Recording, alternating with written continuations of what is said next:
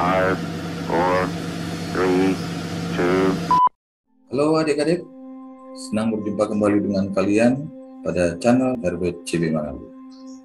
Semoga adik-adik pada hari ini dalam keadaan sehat dan tetap penuh semangat di dalam mengikuti pembelajaran kimia bersama Herbert CB Manalu yang cute dan penuh dengan chemistry. Baik adik-adik sekalian, sebelum kita memulai pembelajaran kita pada hari ini, jangan lupa dukung channel kakak supaya channel saya ini semakin berkembang dan teman-teman kamu bisa mendapatkan video-video terbaru dari saya dengan cara membagikan video saya ini ke seluruh teman-teman kamu. Dan jangan lupa untuk mendapatkan video-video terbaru dari saya, aktifkan lonceng yang ada di pojok kanan bawah video saya. Dan bagi kamu yang belum memberikan subscribe, jangan lupa tekan tombol subscribe karena subscribe itu gratis. Oke? Baik, check it out.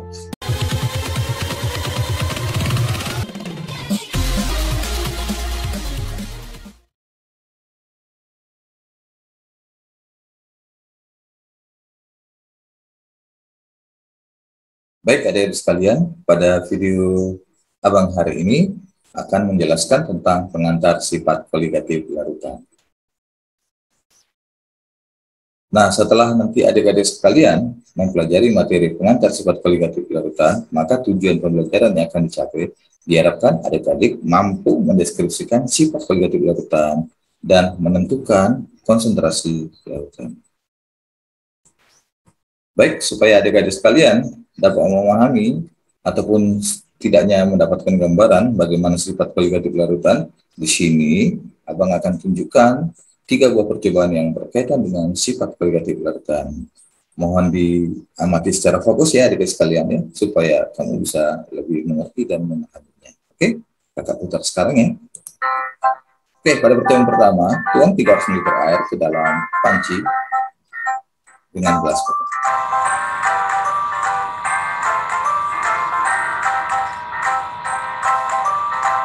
Masukkan 1 sendok makan gula. Lalu aduk hingga larut.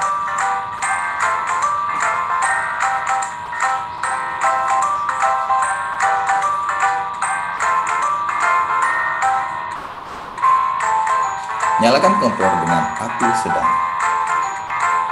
Letakkan panci yang berisi air gula yang sudah larut di atas kompor. Nyalakan timer dan tunggu hingga mendidih.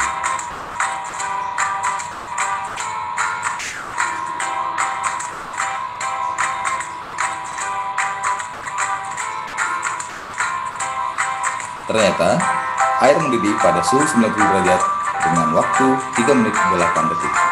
Pada percobaan kedua, tuangkan 300 ml air dan masukkan 1 sendok makan garam, lalu aduk hingga larut.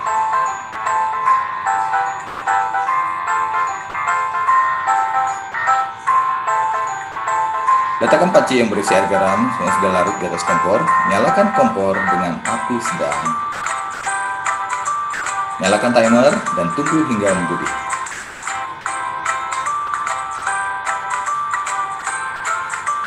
Ternyata air mendidih pada suhu 97 derajat Celcius dengan waktu 2 menit 19 detik. Pada percobaan ketiga, siapkan 300 ml air di dalam panci tanpa memasukkan apapun. Jadi air saja ya adik ya. Kemudian nyalakan kompor dengan api sedang. Nyalakan timer dan tunggu hingga mendidih. Ternyata air mendidih pada suhu 85 derajat dengan waktu 2 menit 10 detik.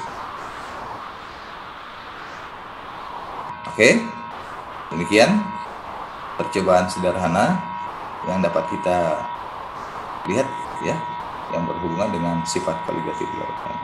Oke, baik. Nah, jadi berdasarkan 3 percobaan tersebut, nah di sini ada pertanyaan yang mau abang sampaikan ke kalian supaya dipikirkan baik-baik ya. Mengapa nilai titik didih pada ketiga percobaan berbeda? Ya, mengapa nilai titik didih pada ketiga percobaan berbeda? Baik, silakan tulis jawaban kamu pada kolom komentar ya. Jangan lupa tulis nama dan kelas kamu. Karena ini adalah merupakan sebagian daripada penilaian awal di dalam pemahaman kamu tentang sifat koligatif. Oke ya, adik sekalian ya. Ya, jadi adik sekalian, tadi sudah kita lihat bersama-sama ya, 3 percobaan yang diberikan kepada air, di mana pada percobaan pertama tadi air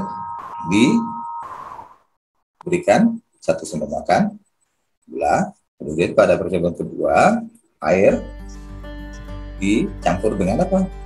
Ya, 1 sendok makan. Dan pada percobaan ketiga hanya air murni. Nah, jadi dari ketiga percobaan tersebut itu adalah merupakan fenomena yang bisa kita jumpai pada larutan, di mana larutan itu ketika dicampurkan zat terlarut dengan pelarutnya, maka akan menghasilkan apa? Sifat koligatif larutan. Oke. Apakah sifat koligatif larutan? Baik, di sini kita bisa lihat bersama ya, adik sekalian, di mana sifat koligatif larutan ini saya singkat SKL ya, adalah sifat larutan yang tidak tergantung pada jenis zat terlarut, tetapi semata-mata hanya ditentukan oleh banyaknya partikel zat terlarut. Dalam hal ini, banyaknya partikel zat terlarut itu dinyatakan dengan konsentrasi zat terlarut. Baik, nah sebagai catatan di sini ada di sekalian perlu kalian cermati ya, di mana catatan pertama yang bisa kita buat di sini adalah banyaknya partikel dalam larutan ditentukan oleh konsentrasi larutan dan sifat larutan itu sendiri.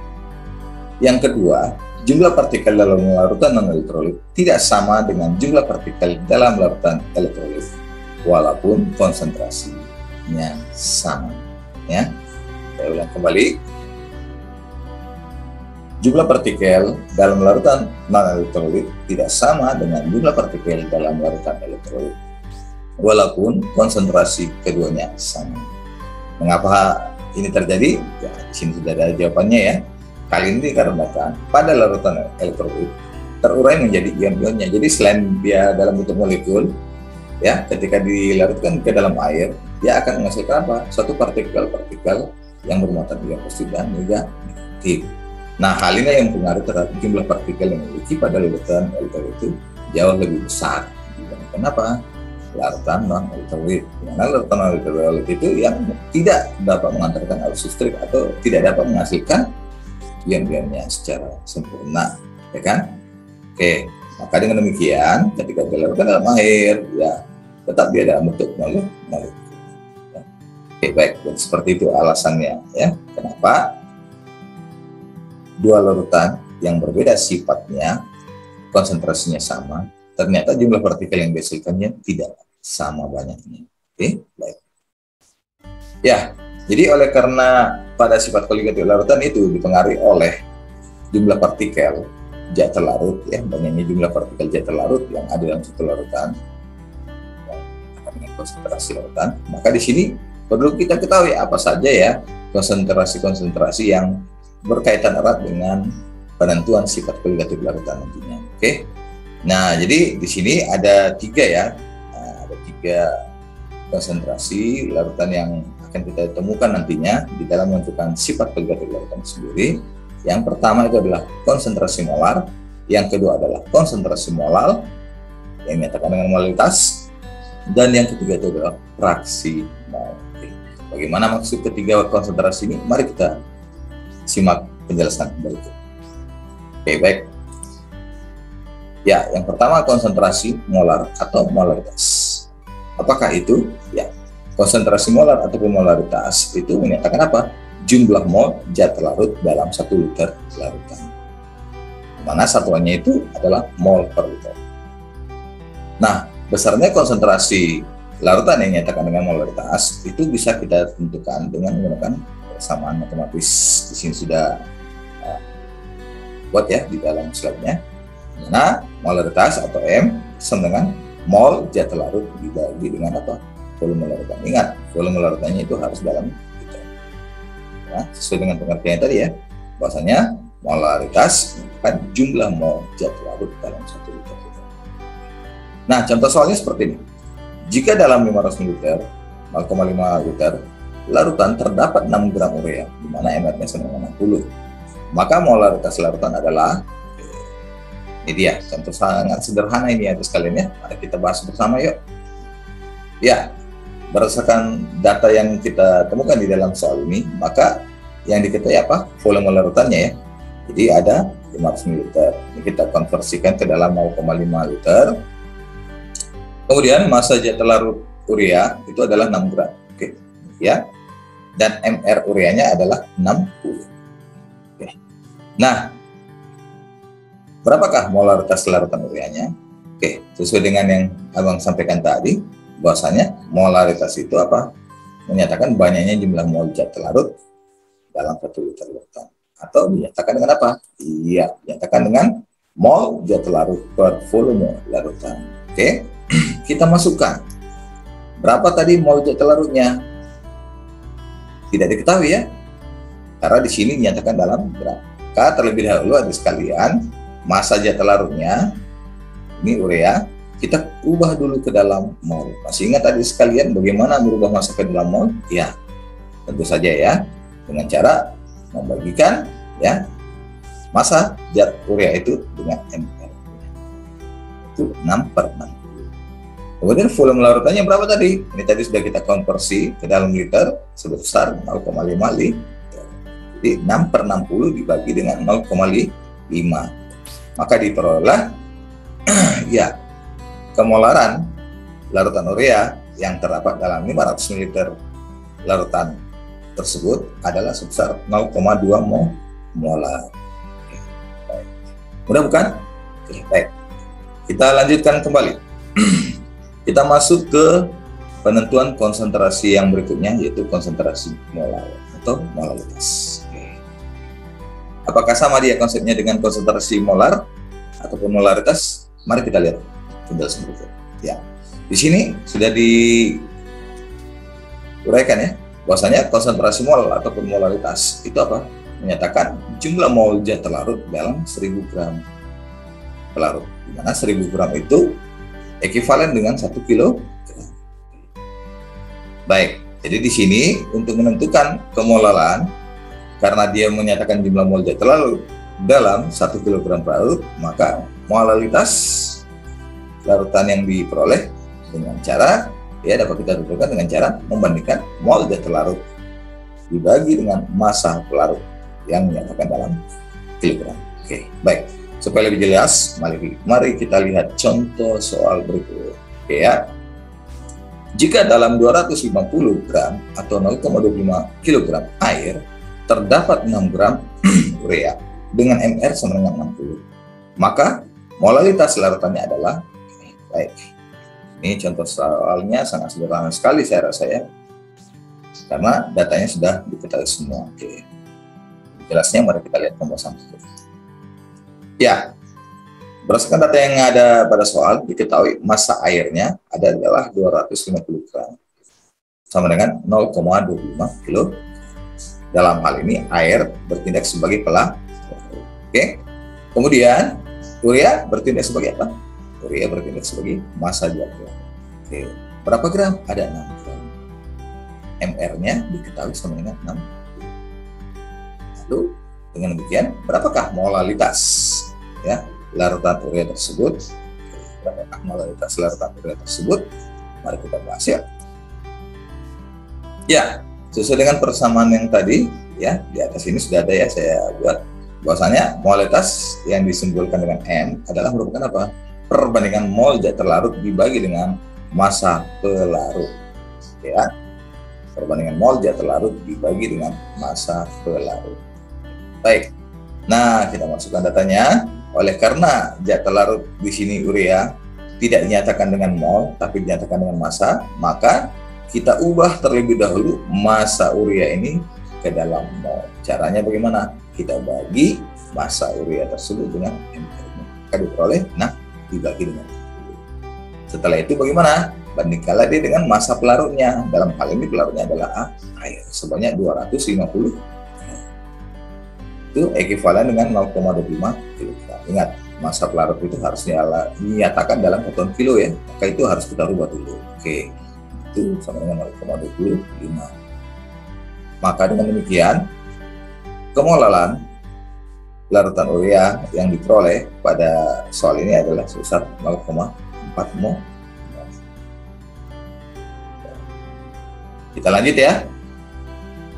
Baik, kita lanjutkan ke konsentrasi larutan berikutnya, yaitu fraksi mol. Mana masuknya fraksi mol ya? Ya, jadi adik sekalian, kita sudah ketahui bahwasanya di dalam larutan itu adalah merupakan campuran homogen yang di dalamnya terdiri dari gabungan dua buah zat atau lebih, yang mana dari gabungan tersebut terdapat zat larut dan zat pelarut, ya kan? Nah, jadi dari banyaknya komponen-komponen penyusun zat larut itu, kita akan bisa menentukan berapa besar fraksi mol zat larutnya ataupun zat pelarutnya. Mana caranya? Itu dengan cara membandingkan mol zat larut ataupun mol pelarut dengan mol campuran yang diperoleh ataupun mol keseluruhan dari perpaduan zat-zat yang ada dalam larut itu sendiri. Oke, atau dalam hal ini terlarut dan pelarut. Oke. Nah, jadi fraksi mol itu dinyatakan dengan X ya. Jadi jika kita mau menghitung berapa besar fraksi mol zat terlarutnya, maka kita cukup bandingkan aja ya N terlarutnya, dalam hal ini N itu adalah molnya ya, dibagi dengan apa? N campurannya, itu jumlah dari jumlah mol zat terlarut ditambah dengan jumlah mol. Begitu juga kita dalam menentukan apa? Fraksi mol pelarutnya, yaitu perbandingan dari jumlah mol pelarut dibagi dengan mol campuran yang diperoleh, mol larut. Itu dengan cara menjumlahkan N terlarut ditambah dengan N pelarut. Baik. Nah, apabila fraksi mol zat terlarut dengan fraksi mol pelarut ini kita peroleh, ya, kita jumlahkan, maka nanti total fraksi mol yang diperoleh adalah sama dengan fraksi mol campuran yang diperoleh adalah 1. Oke, baik, lebih jelasnya mari kita lihat contoh soal berikut ya. Sebanyak 2 mol urea terdapat dalam 8 mol air. Oke, jadi dalam campuran ini ada 2 buah zat yang dicampur, yaitu urea dengan air. Nah, dalam hal ini urea sebagai zat pelarutnya, sementara air adalah pelarutnya. Nah, maka berdasarkan data yang ada dalam soal ini, kita akan bisa tentukan ya berapa besar fraksi mol urea dalam campuran. Itu dengan cara membandingkan mol ureanya dibagi dengan apa? Mol campuran yang diperoleh. Ya, dimana mol urea tadi kan 2, kemudian mol air adalah 8, sehingga mol campurannya adalah 2 tambah 8, ya kan? Sama dengan 10. Maka 2 dibagi 10 adalah 0,2. Jadi ini tanpa satuan ya, karena ini kan sama-sama mol ya perbandingannya kan. Oke, tentu saja tewas ya kan, tinggallah hasilnya ataupun nilai fraksi mol yang diperoleh. Baik, kita lanjut. Bagaimana fraksi mol pelarutnya? Ya, sebenarnya bisa juga kita langsung turunkan dari persamaan ini ya, karena sudah ditetapkan ya bahwasanya total fraksi mol campuran itu X terlarut ditambah dengan X pelarut adalah 1, maka jika salah satu fraksi mol dalam campuran ini sudah diketahui, kita tinggal mencari sisanya berapa lagi supaya 1, seperti itu. Oke, baik, kalaupun kita mau mencari fraksi pelarut ini ya, fraksi mol pelarut ini berapa dengan menggunakan persamaan ini nggak masalah, sama saja ya. Oke, jadi 8 dibagi dia dengan 2 tambah 8 itu sama dengan 0,8. Oke, makanya ini kalau kita jumlahkan fraksi mol urea ditambah dengan air itu sama dengan 1. Bagaimana adik sekalian? Cukup mudah kan? Oke. Nah, supaya adik-adik ini semakin lebih paham tentang materi hari ini, maka sangat disarankan ya adik-adik harus sering latihan ya. Semakin banyak soal-soal yang kamu bahas, maka semakin mudahlah soal-soal yang akan kamu. Oke, ya baik. Jadi adik sekalian, abang rasa sekian dulu video pengantar sifat koligatif larutan ini. Terima kasih banyak sudah datang dan berkunjung ke channel RW Cibinong Manado. Semoga bermanfaat ya adik sekalian. Tetap semangat belajar adik-adikku, tunjukkan prestasi. Dan Jauhkan yang namanya pacaran, karena itu adalah perbuatan dosa. Sebab kamu itu belum iman. Oke? Baik. Oke. Abang akan menitipkan pesan motivasi buat kamu, ya, untuk meraih suatu kesuksesan. Itu simpel saja, ya. Sudah bisa merenungkannya. Jangan pernah beri tanda titik jika masih ada tanda. Jangan pernah beri tanda titik jika masih ada tanda koma. Baik, sampai berjumpa kembali pada video-video abang lainnya. Jangan lupa dukung terus channel abang ini supaya semakin berkembang dengan cara memberi like, comment, share, and subscribe. Salam dari saya, Kimia Ale Channel dan Herbert CB Manalu yang selalu cute buat kamu, karena saya memiliki rasa chemistry yang luar biasa buat adik-adik sekalian. Bye-bye.